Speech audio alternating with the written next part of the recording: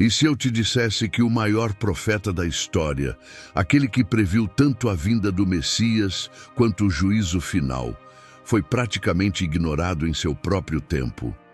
Isaías não trouxe apenas palavras de esperança, mas também anunciou destruição para quem insistisse no caminho errado. Uma mistura que ainda hoje provoca debates intensos entre estudiosos. Poucos conhecem a verdadeira profundidade de suas visões, mas quem entende seus mistérios descobre segredos capazes de transformar toda a vida espiritual. E é isso que vamos revelar agora. Então já deixa o seu like, se inscreve no canal para não perder nenhuma história como essa e comenta aqui. De qual estado você está assistindo esse vídeo? Muito antes de se tornar uma voz profética para reis e nações, Isaías era apenas um jovem atento às mudanças rápidas de sua época. Nascido em Jerusalém, no reino de Judá, ele cresceu observando uma sociedade que prosperava por fora, mas que escondia profundas rachaduras espirituais e sociais. Durante o reinado de Uzias, quando o povo parecia estar em um período de grande crescimento econômico e militar, Isaías percebia a corrupção e a idolatria se infiltrando nas raízes da nação. Era como se sob as paredes douradas dos palácios e dos templos houvesse uma praga silenciosa, corroendo a fidelidade do povo ao seu Deus. Foi nesse contexto que Isaías teve a experiência que mudaria para sempre sua vida e o destino de Israel. Em um dia comum, ao entrar no templo, Isaías foi envolvido por uma visão celestial que ultrapassava tudo o que sua mente poderia compreender. Ele viu o Senhor assentado em um trono elevado, enquanto o templo se enchia de sua glória. Acima dele, serafins cobriam seus rostos e pés em reverência, proclamando uns aos outros: Santo, Santo, Santo é o Senhor dos exércitos, toda a terra está cheia da sua glória. O chão tremia sob seus pés, e a fumaça enchia o ambiente sagrado. Diante de tamanha santidade, Isaías foi consumido por uma consciência esmagadora de sua própria pecaminosidade. Ele não apenas via a sua indignidade, mas também a da nação à sua volta. Com um grito angustiado, exclamou: Ai de mim, estou perdido, porque sou um homem de lábios impuros e habito no meio de um povo de impuros lábios. Era o reconhecimento de que, sem purificação, nenhum homem poderia subsistir diante da santidade absoluta de Deus. Não era apenas um temor reverente, era a certeza da condenação diante da pureza divina. Mas Deus, em sua misericórdia, não chamou Isaías para destruí-lo, e sim para purificá-lo e enviá-lo. Um dos serafins voou até ele, trazendo uma brasa viva tirada do altar, tocando seus lábios e declarando: Sua culpa foi removida e o seu pecado foi perdoado. Este ato de purificação não apenas limpou Isaías, mas também o capacitou para a missão extraordinária que viria a seguir.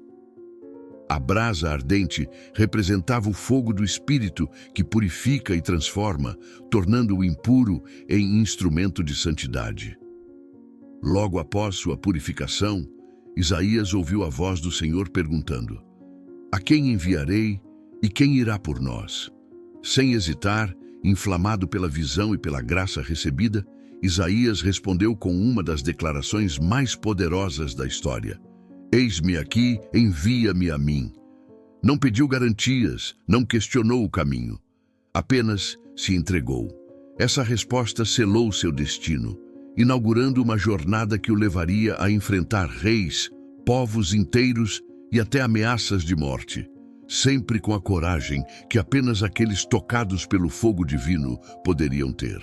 Deus, então, confiou a Isaías uma missão que, de início, soava profundamente frustrante: pregar para um povo que ouviria, mas não entenderia, que veria, mas não perceberia.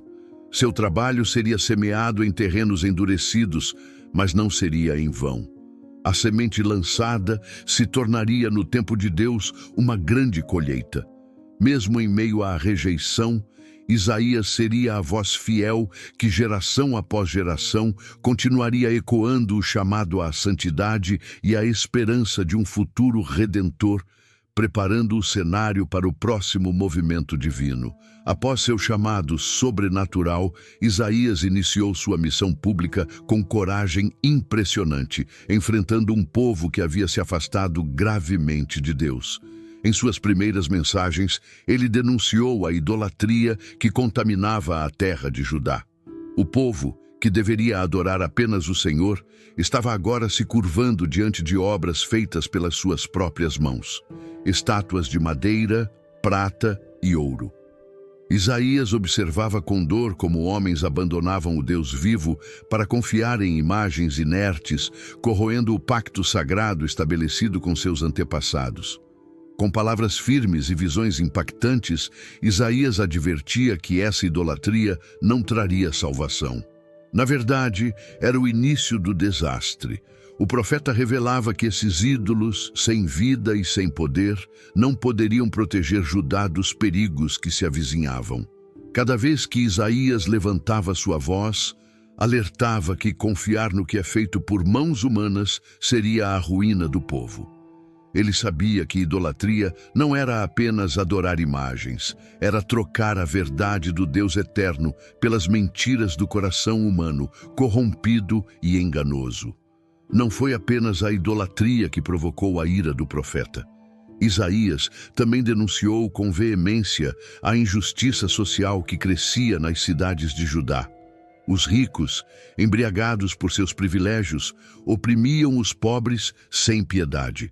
O profeta acusava os líderes de espremerem os humildes e esmagarem os rostos dos necessitados, transformando as bênçãos de Deus em instrumentos de opressão.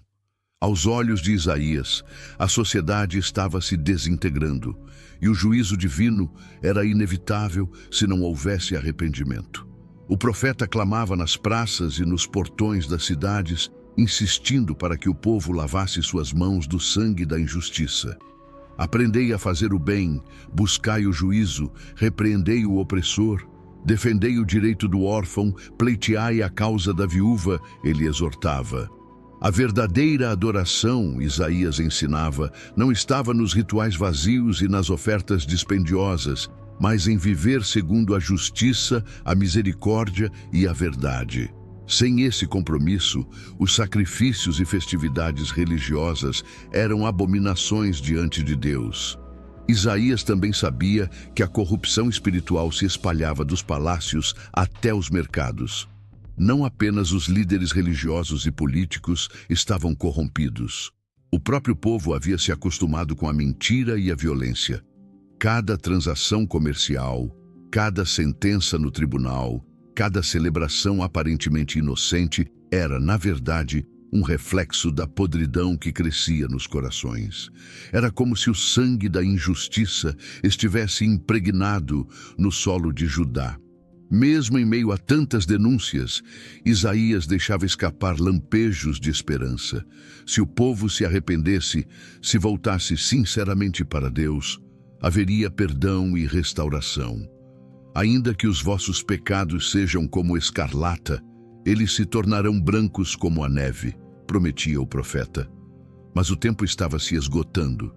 Cada advertência ignorada aproximava o povo do dia do juízo, o qual Isaías não deixava de proclamar com voz firme e implacável. Assim, Isaías se tornava não apenas o arauto da condenação iminente, mas também a voz persistente de uma oportunidade de redenção.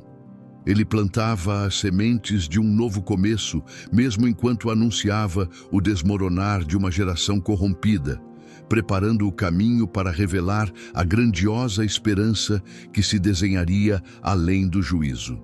Em sua missão como porta-voz de Deus, Isaías teve que enfrentar não apenas o povo comum, mas também os mais altos governantes de Judá. Um dos primeiros reis com quem teve que lidar foi Acás, um monarca temeroso e de coração dividido. Em tempos de crise, quando o reino do norte, Israel, se aliou à Síria para atacar Jerusalém, Acás foi consumido pelo pânico. O rei e seu povo tremiam como árvores agitadas pelo vento, descreve a Escritura. Foi nesse momento que Deus enviou Isaías para intervir e trazer uma palavra de fé e coragem. Isaías encontrou Acás junto ao aqueduto de Jerusalém e lhe deu uma ordem direta: guarda-te, acalma-te, não temas e não se desanime o teu coração. Apesar da ameaça militar, Isaías insistia que o rei não deveria confiar em alianças humanas, mas na proteção divina. O profeta ainda ofereceu um sinal milagroso da parte de Deus para fortalecer a fé de Acás. Contudo, num gesto de falsa humildade e verdadeira incredulidade, o rei recusou o sinal, mostrando que seu coração já havia decidido buscar apoio em alianças políticas e não em Deus. Foi nesse contexto de rejeição que Isaías pronunciou uma das mais poderosas profecias da história. Eis que a Virgem conceberá e dará à luz um filho, e chamará o seu nome Emanuel. O nome, que significa Deus conosco, ultrapassava o momento imediato da crise política. Ele apontava para o futuro, para a vinda do Messias prometido, aquele que encarnaria a presença de Deus entre os homens. Ainda que Acás falhasse em confiar no Senhor, Deus já estava traçando planos de salvação que se estenderiam muito além daquele reinado turbulento. Isaías também confrontou outras gerações de reis. Durante o reinado de Ezequias, um dos poucos reis que buscavam sinceramente agradar a Deus, Isaías teve um papel fundamental. Quando Ezequias adoeceu mortalmente, foi Isaías quem levou a palavra dura: põe em ordem a tua casa, porque morrerás e não viverás. Mas foi também através dele que Deus respondeu à oração sincera do rei, concedendo-lhe mais 15 anos de vida. Em um ato extraordinário, Deus fez até o sol retroceder como sinal de sua promessa cumprida. A aliança entre Isaías e Ezequias não foi apenas pessoal, mas também política e espiritual. Quando Jerusalém foi cercada pelos exércitos assírios de Senaqueribe, Ezequias procurou o conselho de Isaías, em vez de confiar em alianças estrangeiras. O profeta garantiu que Deus protegeria a cidade e, de fato, um milagre ocorreu. Durante a noite, o anjo do Senhor destruiu o exército inimigo, libertando Jerusalém sem que uma espada israelita fosse levantada. A confiança em Deus, como Isaías havia pregado incansavelmente, mostrou seu poder.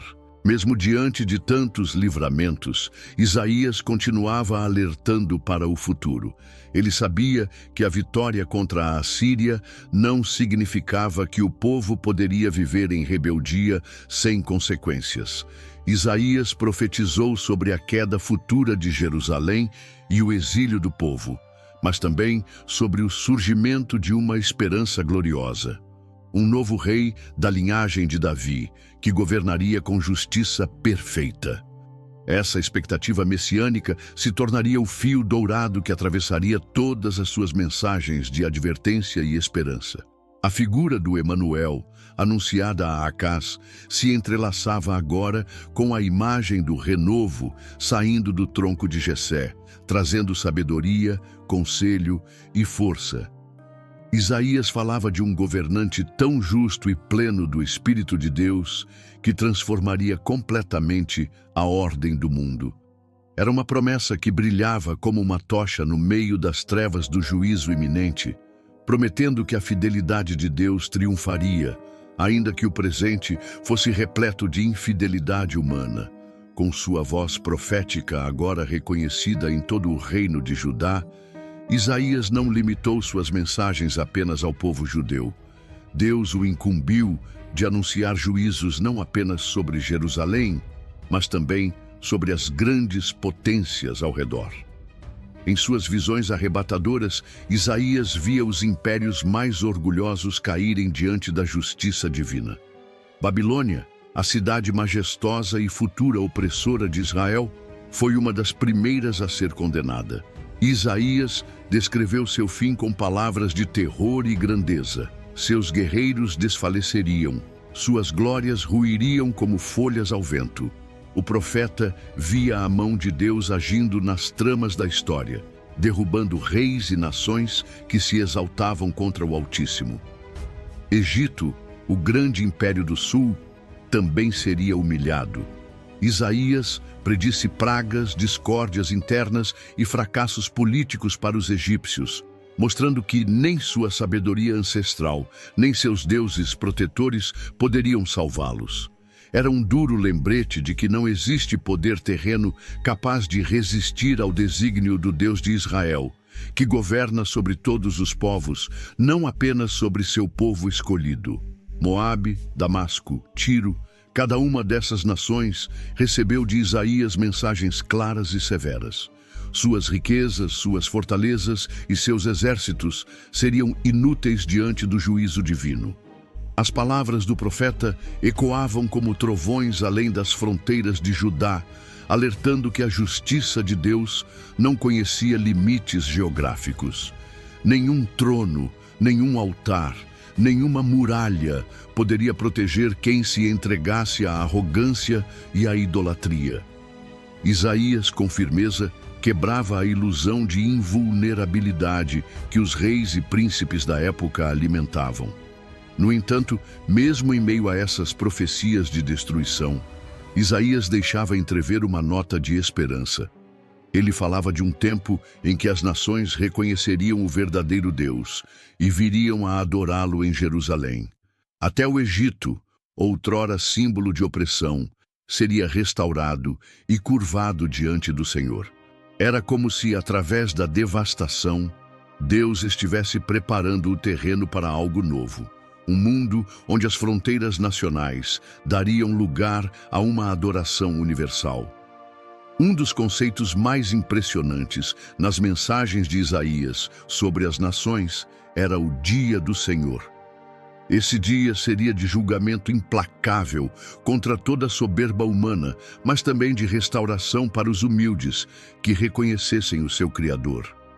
Isaías descrevia esse evento como o momento em que toda a altivez seria abatida e só o nome do Senhor seria exaltado. Era uma visão tanto aterradora quanto gloriosa, capaz de despertar temor nos poderosos e esperança nos oprimidos. Isaías queria que todos entendessem: a história humana não é regida por caprichos de reis ou pelo poder dos exércitos. É Deus quem move os destinos das nações, recompensando a justiça e castigando a arrogância. Seu domínio é absoluto, e seu plano é trazer todas as coisas à perfeita ordem. Assim, ao anunciar o juízo sobre os povos vizinhos, Isaías também lembrava Judá de sua responsabilidade: ser uma luz para as nações e não cair no mesmo orgulho que arruinaria tantos impérios. Essas mensagens de juízo e esperança mostravam que, mesmo nos momentos de maior instabilidade política e social, Deus estava no controle. Cada nação, cada povo, cada líder um dia prestaria contas. E no centro desse grande plano de redenção e restauração, Judá, purificado e renovado, teria um papel essencial, como Isaías começaria a revelar nas visões que se seguiram. Em meio a tantas mensagens de julgamento e advertência, Isaías surpreendeu seu povo ao revelar uma profecia que parecia, à primeira vista, um paradoxo. Ele começou a falar de um servo escolhido por Deus, um enviado que não viria com exércitos poderosos, nem com sinais de grandeza política, mas sim com humildade e sofrimento. Esse servo seria desprezado pelos homens, rejeitado por muitos, e ainda assim seria o instrumento pelo qual Deus traria redenção para toda a humanidade. Era um anúncio contraintuitivo que desafiava as expectativas messiânicas tradicionais. Isaías descreveu esse servo como alguém que não teria aparência majestosa nem beleza que atraísse os olhares. Pelo contrário, ele seria visto como indigno, como alguém de quem os homens esconderiam o rosto, e mais surpreendente ainda, ele seria traspassado pelas nossas transgressões e moído pelas nossas iniquidades. Em vez de conquistar pela força, ele venceria através do sofrimento, carregando sobre si a culpa e a dor do mundo. A sua dor traria cura. A sua humilhação traria reconciliação entre Deus e os homens. Essa profecia, registrada no capítulo 53 do livro de Isaías, rompeu com tudo o que o povo de Judá esperava de um Salvador. A ideia de um Messias que seria rejeitado, torturado e morto parecia absurda para uma nação acostumada a imaginar o resgate como uma vitória militar gloriosa. Mas Isaías via além das aparências humanas. Ele entendia que a verdadeira vitória de Deus seria espiritual, um resgate das almas, não apenas dos territórios. O servo sofredor seria como um cordeiro levado ao matadouro sem abrir a boca para se defender. Seus julgamentos seriam injustos e sua morte pareceria uma derrota. Contudo, seria exatamente nesse sacrifício voluntário que Deus realizaria seu plano supremo de salvação. Através da dor de um único justo, muitos seriam justificados. Por meio de suas feridas, o povo conheceria a cura mais profunda, aquela que remenda não apenas os corpos, mas as almas feridas pelo pecado. Isaías ainda revelou que, apesar de sofrer injustamente, o servo não seria esquecido.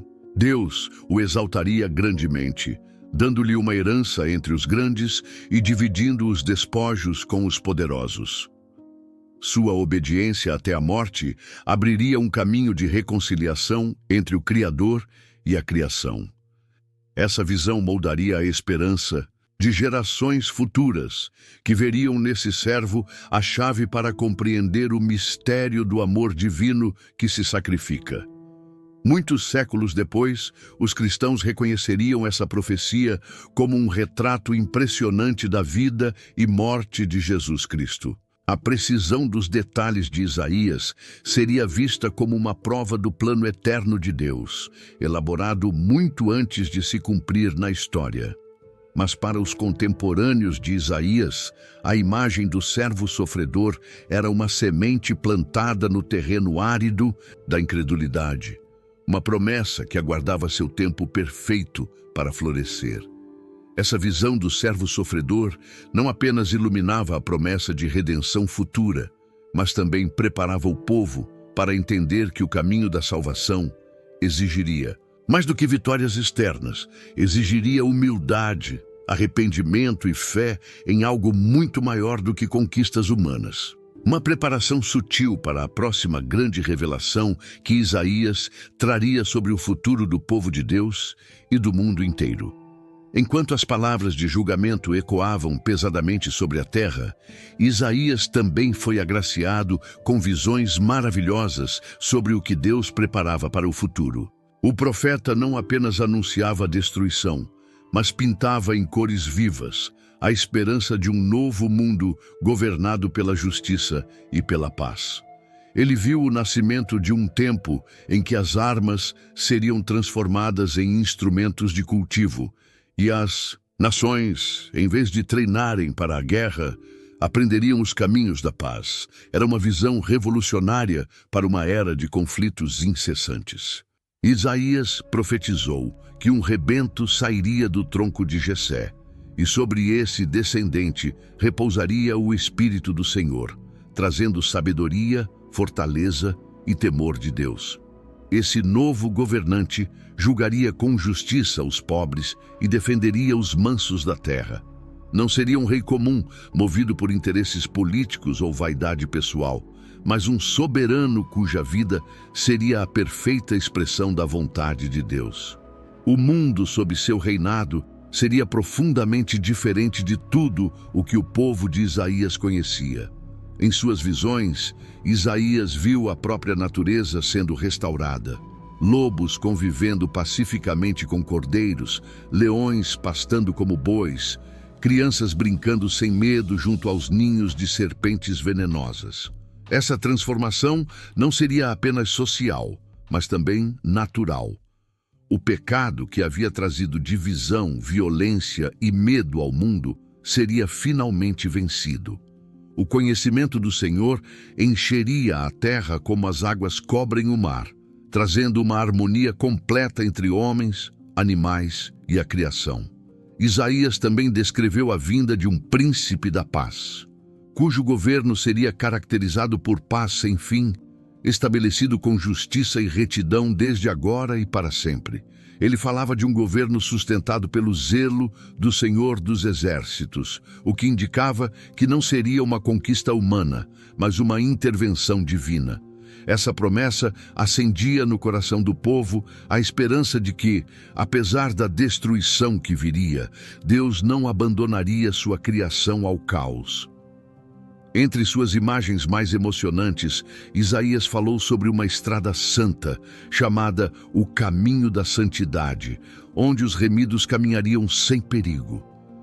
Nenhum leão ou fera ameaçaria os viajantes, e os que por ela seguissem voltariam a Sião com júbilo eterno sobre suas cabeças. A tristeza e o gemido fugiriam, substituídos por alegria e exultação. Era um quadro de redenção tão vasto e profundo que ia muito além de qualquer restauração política ou nacionalista. O profeta também revelou a construção de uma nova Jerusalém, uma cidade de justiça e fidelidade, onde Deus seria plenamente reconhecido e adorado. Essa cidade não seria apenas a reconstrução das muralhas e dos portões destruídos pelo inimigo, mas a edificação de uma nova humanidade reconciliada com seu Criador. Isaías, ao pintar essa cidade gloriosa, antecipava a visão final que mais tarde seria ecoada no Apocalipse, a comunhão perfeita entre Deus e os homens. Essas visões não apenas confortavam os corações aflitos, mas também desafiavam o povo de Isaías e a todos nós a viver desde já de acordo com os valores desse futuro prometido.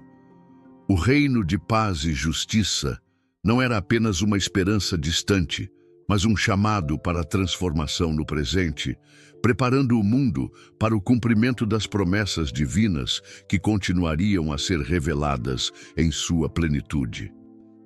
Enquanto os anos passavam e a situação política de Judá se deteriorava, Isaías voltou seus olhos proféticos para um futuro ainda mais sombrio, o exílio.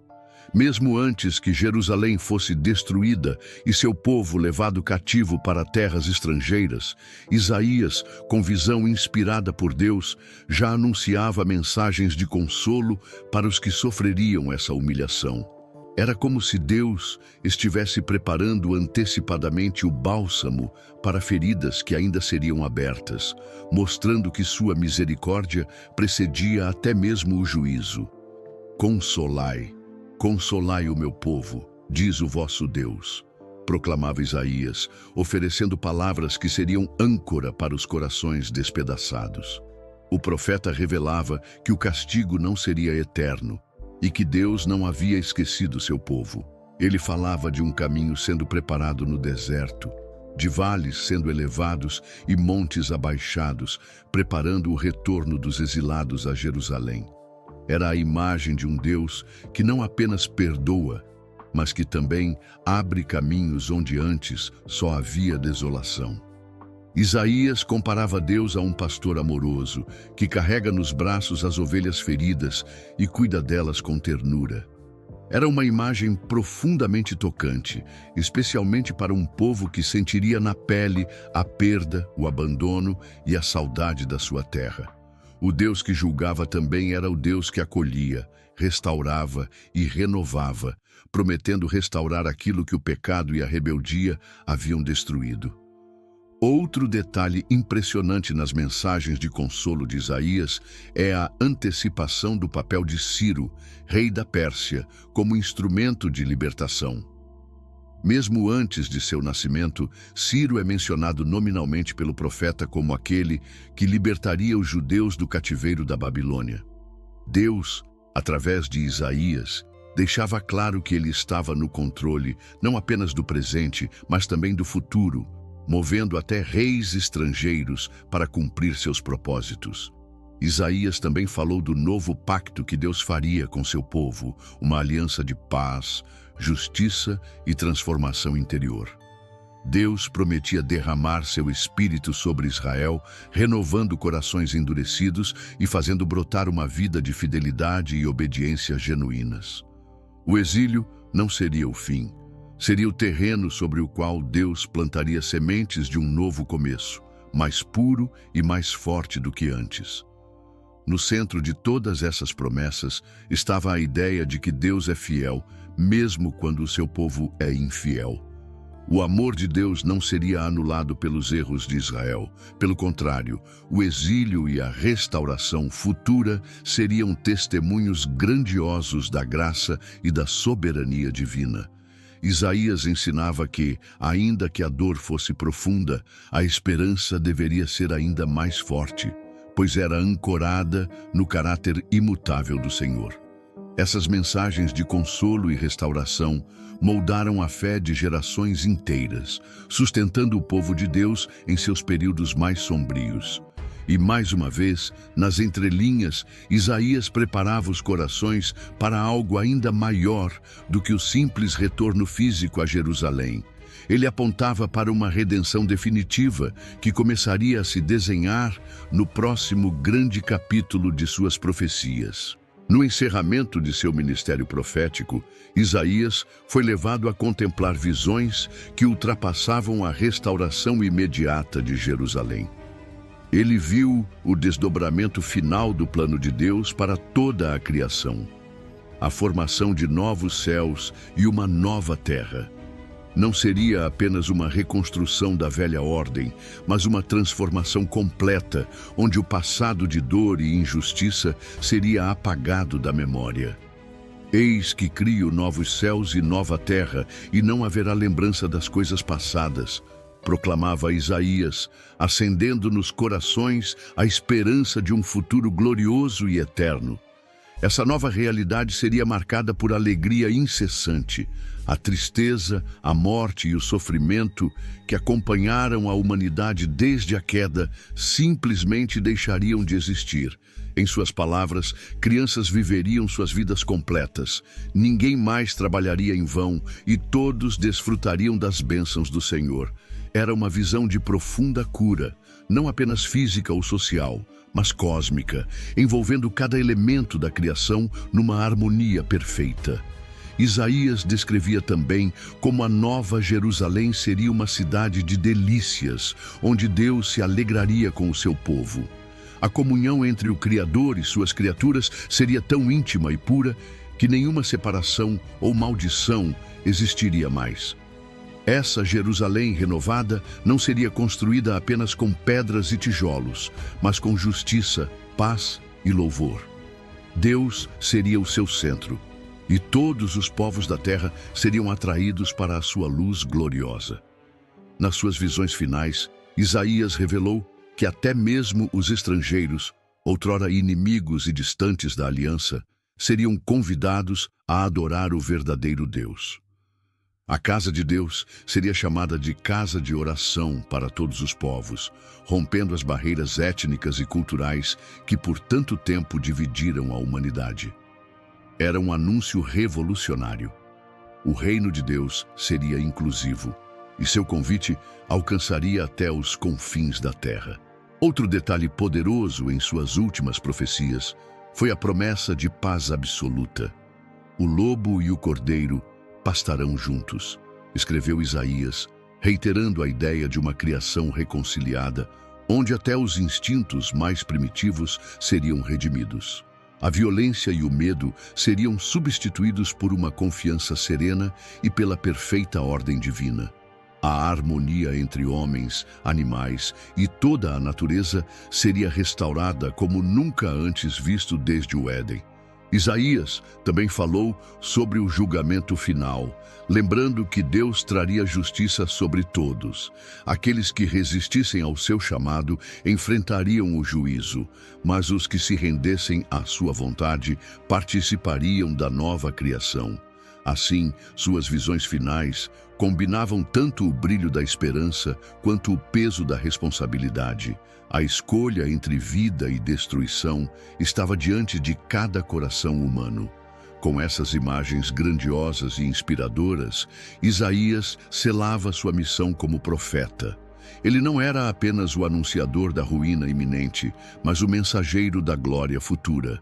Seu testemunho atravessaria gerações, mantendo viva a chama da esperança até o dia em que essas promessas se cumprissem plenamente, inaugurando o reino eterno que Deus sempre preparou para os que o amam. Agora que você percorreu essa jornada poderosa pela vida e pelas visões de Isaías, é impossível não se perguntar: será que estamos prontos para viver a fé que ele anunciou? A história de Isaías não é apenas uma memória antiga, é um chamado vivo para todos nós. Deus ainda busca corações dispostos a confiar, a perseverar, a anunciar a verdade, mesmo quando o mundo prefere mentiras. O que você vai fazer com esse conhecimento? Vai deixá-lo passar ou vai permitir que transforme sua vida? Pense bem. Você está vivendo como parte dessa promessa de nova criação que Isaías profetizou? Ou ainda se deixa levar pelas ilusões de segurança humana, como tantos em sua época? Deus continua chamando profetas anônimos, homens e mulheres comuns, para serem portadores da sua luz em meio às trevas. Será que você é um deles?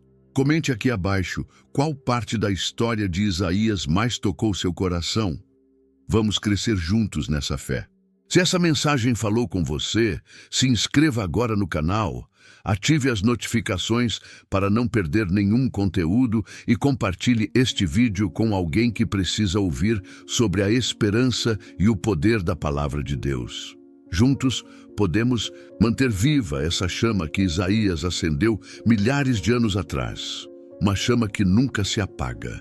E se você deseja continuar aprendendo mais sobre essas poderosas histórias bíblicas e acessar conteúdos exclusivos e antecipados, considere se tornar membro do nosso canal por um valor simbólico. Como membro, você terá acesso a vantagens especiais que vão te ajudar a se aprofundar ainda mais nesse conhecimento divino. O link está na descrição. Obrigado por assistir. Abraços e fique com Deus.